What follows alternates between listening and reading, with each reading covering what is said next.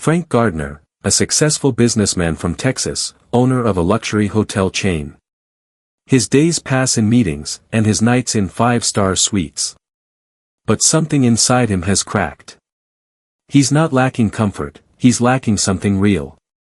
One day, without fully understanding why, he leaves everything behind and drives out to his family's old ranch near the town of Marfa, abandoned for years. The land is overgrown, dusty, silent, but something in that silence calls to him.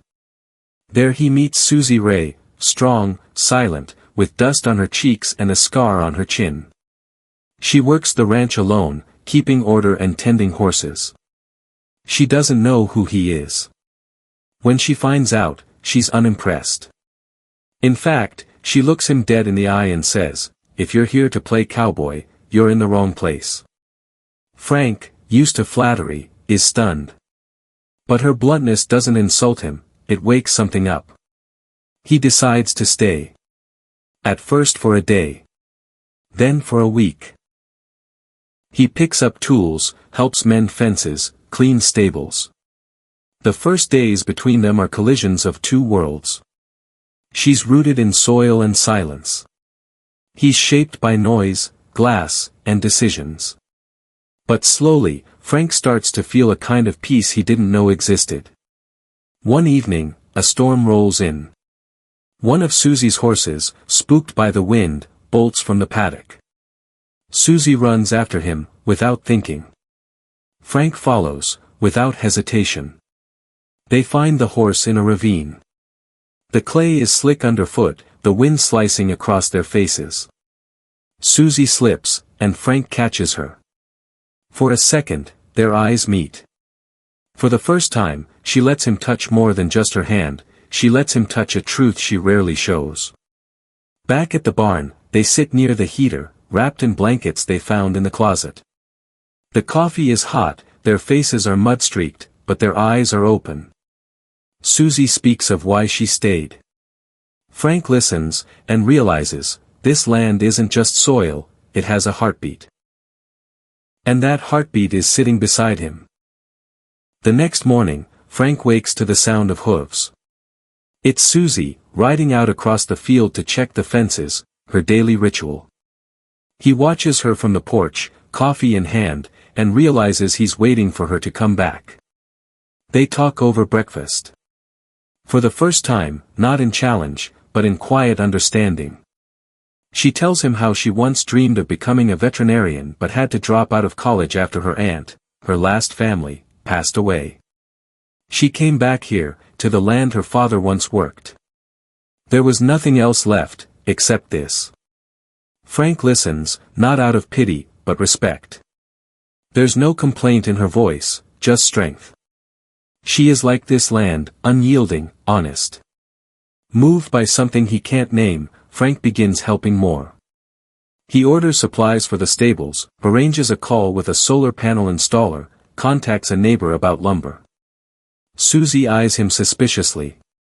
You show up and think you're going to fix everything in a week. I'm not fixing it, Frank replies. I'm just trying to help it breathe again. That evening, Amanda arrives, his old flame from New York. Elegant, polished, flawless in everything from her hair to her heels. She steps out of her luxury SUV like she owns the place. You're really staying out here? She asks. Come back to where you belong. This isn't your world. Susie watches their reunion from a distance. She doesn't say anything. But later, she doesn't wait to say goodnight, either. Frank finds her in the converted shed she's turned into a classroom, rough wooden benches, a chalkboard, a few worn books. You built all this? He asks quietly. For the kids. No one else will. He looks around, then at her.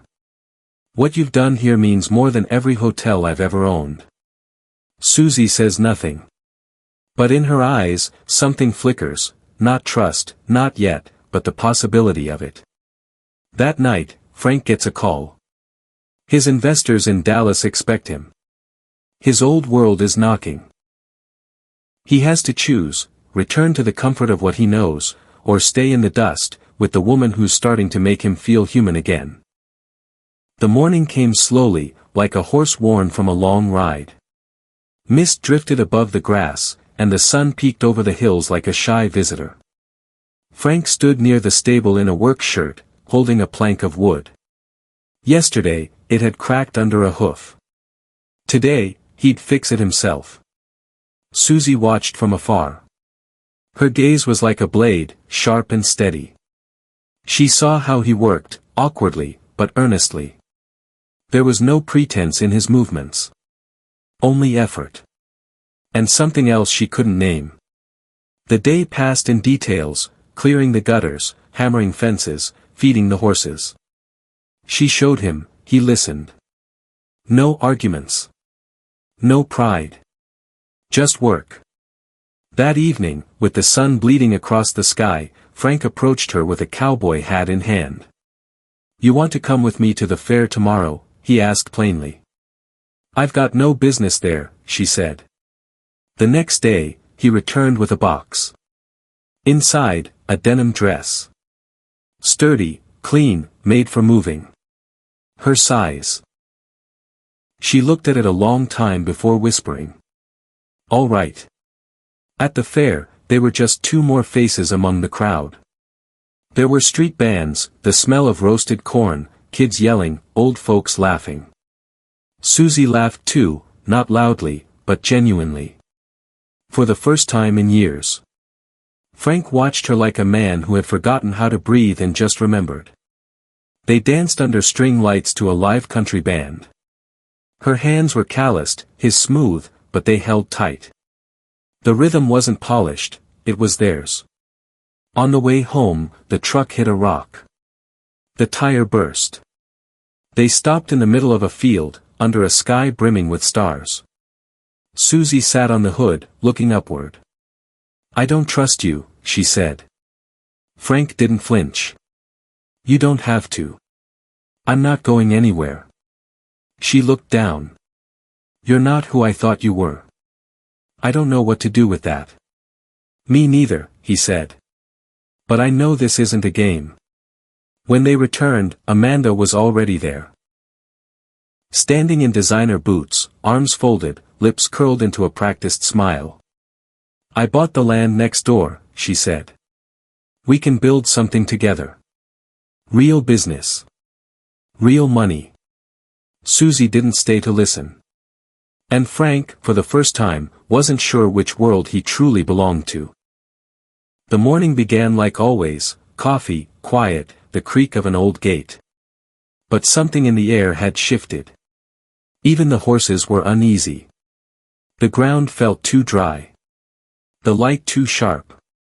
Susie stood by the stables, a bucket of grain in her hands, watching Amanda stroll across the yard. The woman's heels sunk into the dust like they didn't belong there. Her white hands, polished and soft, touched Frank's shoulder in passing. Susie saw it. And said nothing. When Amanda left, Frank approached. "It's not what you think." Susie didn't even blink. "Oh. Is it a business pitch with perfume on it?" That same afternoon, Amanda went into town. She met with the mayor, the council, anyone who would listen. She promised jobs, hotels, tourism, wealth. She wore sincerity like a borrowed hat. And people listened. Some nodded. Some smiled. Progress, they called it. Frank stayed silent. But every evening he sat with Susie by the fire pit. The kids still came to her makeshift school, riding bareback, reading aloud, learning letters in the dust. Frank watched them. Watched her. One night, as the children ran home, Susie asked, "What scares you most?" Frank didn't hesitate. "Leaving before I have a chance to stay." Then came the fire. It started after midnight. Flames curled up the wooden beams like angry fingers. Horses screamed, shadows ran. Someone said they saw a figure slipping into the dark. But there was no proof. By dawn, the barn was a black skeleton. The sheriff stood with a clipboard. Deliberate, he said. Someone wants this place gone. Susie stood at the edge of the ash, soot on her cheeks, hands trembling. Frank stepped beside her, holding a charred piece of wood. This wasn't just a barn, he said. It was your faith. And I'm not letting it burn. That night, Amanda returned. She stood by her car, headlights glowing. I doubled my offer. You and her, you can leave. Start fresh. Forget this dust. Frank looked at her, tired and steady. You don't understand. This dust isn't something I need to wash off. It's where I found who I am. Amanda turned and left. Her tires kicked up gravel. And above the ranch, the smoke began to clear. After the fire, something hung in the air that even the wind couldn't sweep away. The ashes had settled, but the sting of it, the memory, clung to the walls, the ground, their clothes. Even the horses were restless. Susie didn't cry. She worked. Her hands were raw from hauling charred wood, brushing frightened horses, salvaging what was left. She moved like someone who'd been through worse, and had learned to build again. Frank stayed. He didn't call his assistant. Didn't book a flight. Didn't hide in comfort. He rolled up his sleeves and hammered beside her. A man who once gave orders now followed them. He was awkward, slow, but constant. The town noticed. Old Joe brought fresh lumber. Juan from the next ranch loaned a generator. Miss Doris delivered jam and blankets. No one said, "We believe in you." But they came. For Susie. And maybe now, for him too. Amanda had vanished. But the damage wasn't done. Days later, an inspector showed up at the gate, clipboard, badge, polite smile. Anonymous complaint, he said. About the horses, and children. Susie froze. But Frank stepped forward, with permits, receipts, photos, even witness letters. The inspector nodded. You're fine. Actually, better than most I've seen. That night, Frank took Susie to a small cabin near the woods. One she hadn't been inside in years. I cleaned it up, he said. Fixed the wiring. Added shelves. You said you needed space. She opened the door. Inside were books, blankets, tiny wooden desks. A shelf with crayons. What is this? Your school, he said. A real one. She didn't speak. Just stepped into his arms. But small victories come with shadows. Rumors stirred again in town. They're hiding money. That woman has no degree. It's a risk. Some wanted the ranch closed. This time, Susie didn't step back. At a town meeting, she stood before a room full of eyes. Her boots dusty, her voice even. I don't have a diploma. But I've got land. I've got horses. And I've got kids who need somewhere to belong. You can shut the door, or open it. Silence. Then a little girl walked up, holding Susie's hand. I want to learn here. That night, as stars blinked above the prairie, the ranch felt alive. Not perfect. But hopeful. And that was enough. The day of the festival arrived. Not grand, not loud, but real. The scent of hay hung in the air. Laughter drifted through the barns. Children ran with paper sheriff badges Susie had cut out by hand the night before. She moved among them like a quiet force, not commanding, but steady, grounding. Frank had arranged the stage. Nothing fancy, just a few wooden pallets, a sound system borrowed from the church, and a local country band. The banners were hand-painted. The lights strung like fireflies. It wasn't polished. It was honest. People came. From town, from neighboring farms, even from places Frank didn't recognize. Some were curious, some skeptical. Some just wanted to see what all the talk was about. The children performed, recited poems, showed off their horseback skills, acted out a little play. Their faces glowed. Their boots kicked dust. And in the crowd, grown men wiped at their eyes. Susie stood at the side, hands clasped, eyes shining. Frank stood beside her, not as a man who built this, but as one who finally saw what was worth building. Then, Amanda appeared. She wore a clean blazer and soft leather boots. Her expression unreadable. She didn't speak. Didn't smile. Just nodded slightly when Frank caught her eye. He nodded back, not out of anger. Out of closure. When the children finished, Frank stepped onto the stage. His voice wasn't loud, but it carried. I came here lost. I thought I needed space.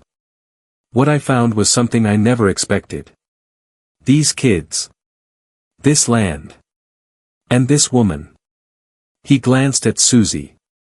They didn't change who I was. They showed me who I'd forgotten I could be. Applause. Not polite, full-bodied. Real.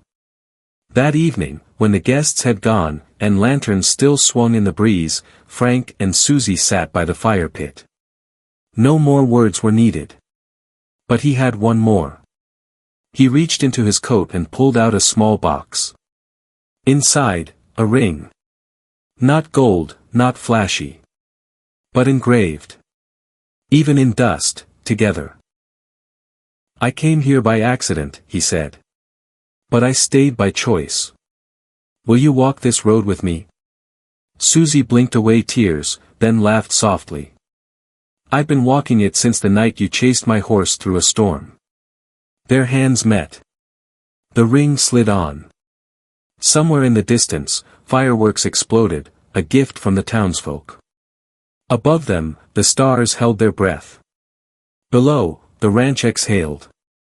And a story, once broken, began again.